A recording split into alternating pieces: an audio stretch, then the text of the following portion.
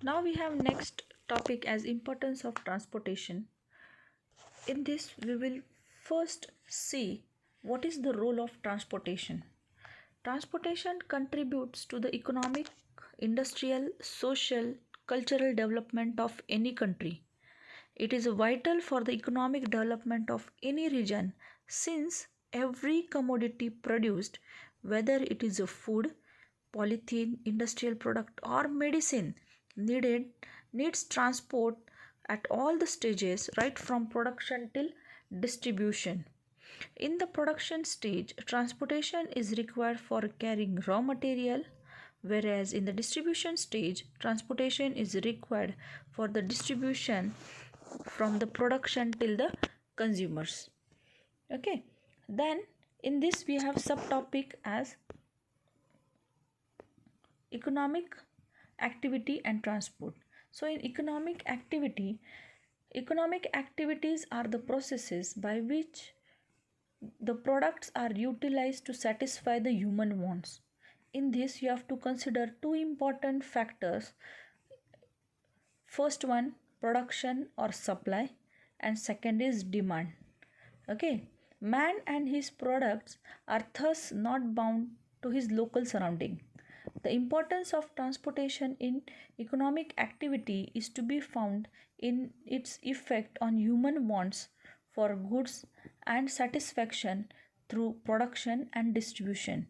While discussing the general effect of transportation, it may be said that the increased productivity and its efficient transportation can lower the cost of product.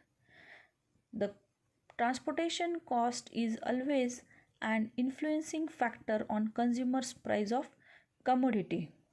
Okay, the next we have social effect of transportation.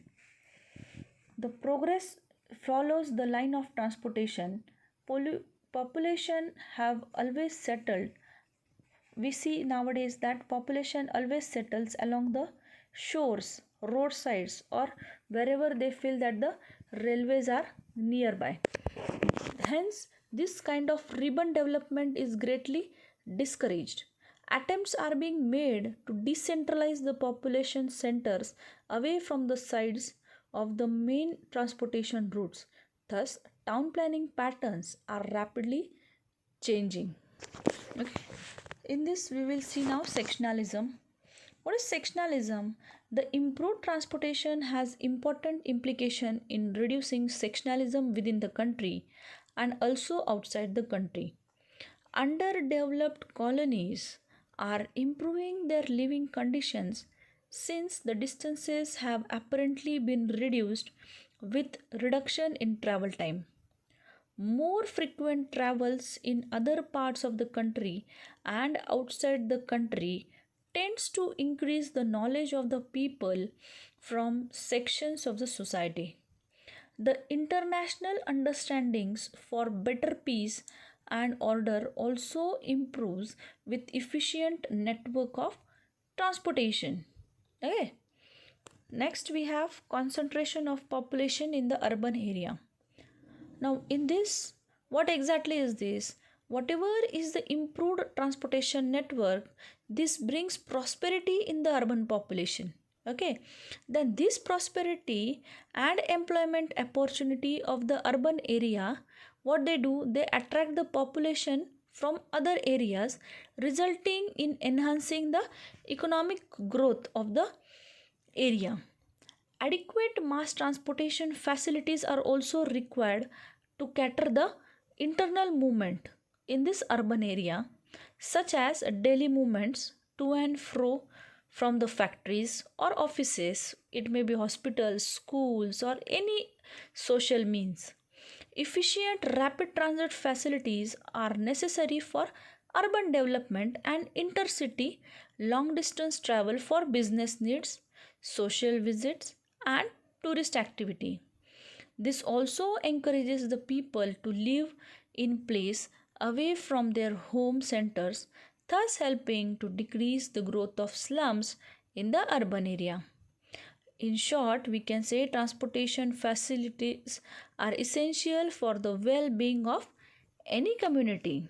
Okay. Then next we have aspects of safety. safety, law, and orders. Transportation facilities are essential for rushing aids to areas affected by an emergency. Okay, to maintain law and order at home, it is required to have an efficient system of transport network. To defend the territory of the country against the external aggregation and to guard the boundaries with the foreign territories, transportation facilities are needed connecting the farthest border area from the headquarters or capitals. At times, this alone may be sufficient reason to develop a transport network which may not involve any economic or social benefit, we can say directly. Okay, all the advantages of transportation may not be summarized, but transportation is for advancement of any community. Transportation is essential for the economic prosperity and general development of any country. And lastly, we can say transportation is essential for strategic movement in emergency, for defense of the country, and to maintain the better laws and orders. So we have next topic as role of transportation in rural development. What exactly does the transportation helps in the rural? How does it helps in rural development? With over 75% of the population of the country living in the villages, the development in urban centers alone do not indicate the overall development of any country. Means there should be likely the development of villages, then and then we can say that the country is developing stage. Only with the improvement in transportation facilities in rural areas there could be faster development of the rural centers.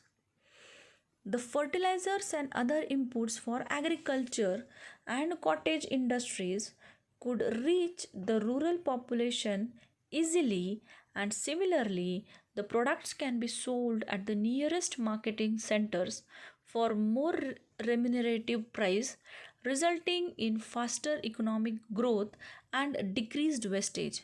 As the transportation distance will increase, ultimately the demand will be less, whereas if you supply it in the local market, people will also take it and demand will increase, right? And ultimately the wastage will be less. With improved facilities for education, healthcare, and other social needs in the village, the urge for the migration to urban centers decreases, thus helping in balanced development of the country as a whole.